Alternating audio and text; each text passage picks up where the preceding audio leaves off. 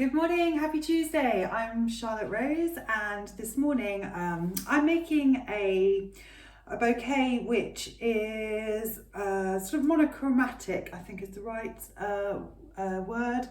I've been asked to make a bouquet in all one tone, in one shade. And this morning I have picked up some look at this, absolutely gorgeous blue hydrangea, and I have some agapanthus. I have some lisianthus in this really wonderful antique purple. It's sort of mottled. It's very unusual, very different. Almost has a sort of a greeny silvery tinge to it. We have some cool water roses in the blue. Do you see where I'm going with this? It's, quite a beautiful colour scheme. And then I've got some cut clematis stems. And then along with the duck egg blue of the eucalyptus, I think this is going to be a rather scrumptious bouquet. So let's just start with the hydrangea. Obviously, here's going to be my focal flower. He's a rather big boy. He's gorgeous, and you get a lot of these colours of blues and purples normally down in sort of Cornwall, places where the soil is acidic, and that manages to keep the hydrangeas blue. All right. Where we live here in Shillington, our soils are quite clay. And so our hydrangeas, we buy them, and they're this beautiful blue, they're these beautiful purples, and then we put them in our gardens, and then lo and behold, they're pink. And that is because of the chalk in our water, all right?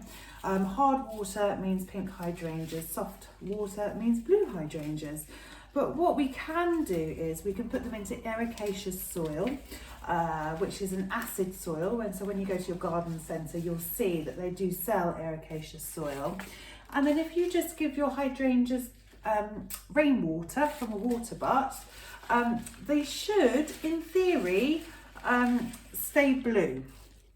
But there is like different sort of things that you can buy to keep your hydrangeas blue, but that's my tip. So ericaceous soil in a separate pot, and then use rainwater, and then you should, fingers crossed, be able to keep this wonderful blue colour, which I'm sure they just take for granted down in Cornwall. Also the agapanthus here, this blue, it's just absolutely stunning. And you see, when people say, oh, I want blue flowers, in floristry, it's very rare that you get like a proper sort of a sky blue. When we say blue in floristry, it normally is these sort of different sort of tones of purples, really. Here we go, look, I'm just going in with the cool water, but you can see how this is going to be just so nice. And actually, when I got the order, when the lady said to me, oh, my friend, she only likes one tone, one colour of flowers in a bouquet. And you know what? I was like, yeah, I'm really going to enjoy making this one. So yeah, just in with the clematis there, just to fill the gaps, okay? And the agapanthus, I just love it. Love it, love it. I've actually got some growing in my garden this year for the first time. But it's taken about, I think, put it in before the first lockdown. So, and it's only just started flowering. So what's that, two years to get my first flower. There we are, we got there in the end. Now this bouquet is not going to be massive, as in huge, size-wise. I'm going to keep it quite compact. So I'm just going to slide some of the purple eustoma down and through. Now it is very, very delicate, this lisianthus eustoma. So I'm just going to sort of just poke it through here, and then I'm going to gently pull.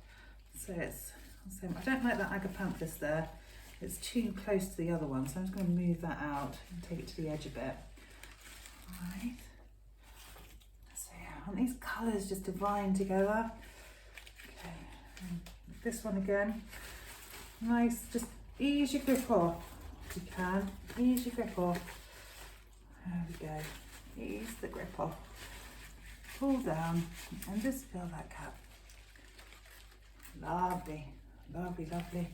That really, really pristine. As I said, the hydrangea, you know, he really is the star of the show.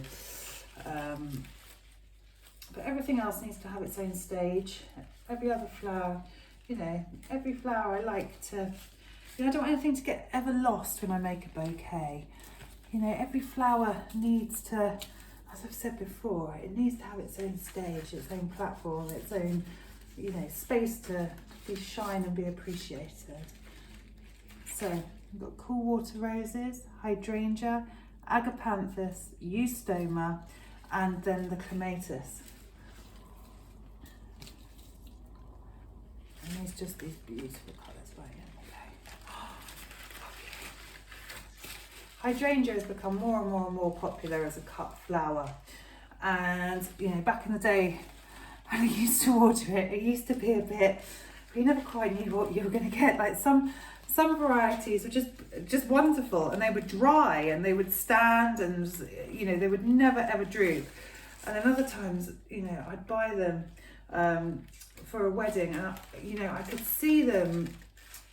You know, it's just so hard. You didn't know whether they were going to droop or whether they were going to stay up. It all depends on how they're, you know, how they're grown and the variety you get. But honestly, there has been in the past, you know, some of them I've just thought, oh my goodness, please, please, please, please hold up. Hydrangea, the clue is in the name. Hydrangea, hydrate. They are thirsty boys, and yeah, you must feed them. So just tying off the bouquet now.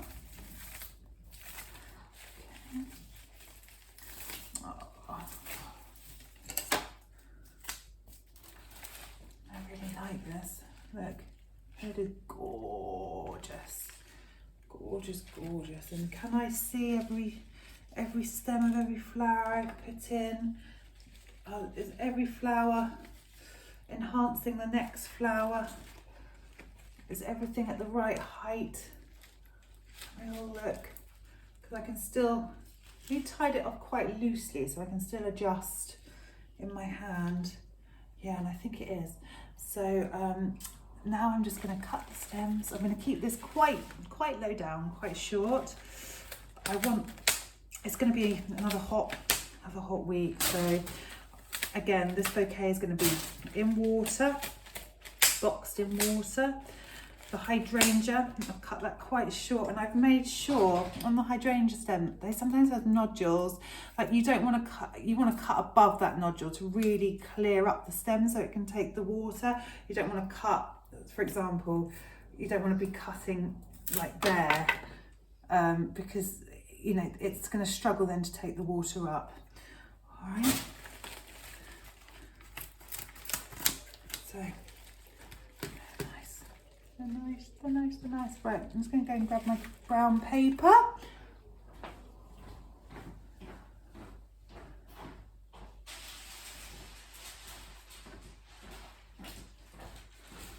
I think brown paper really has become a sort of just a bit of my signature wrap, really.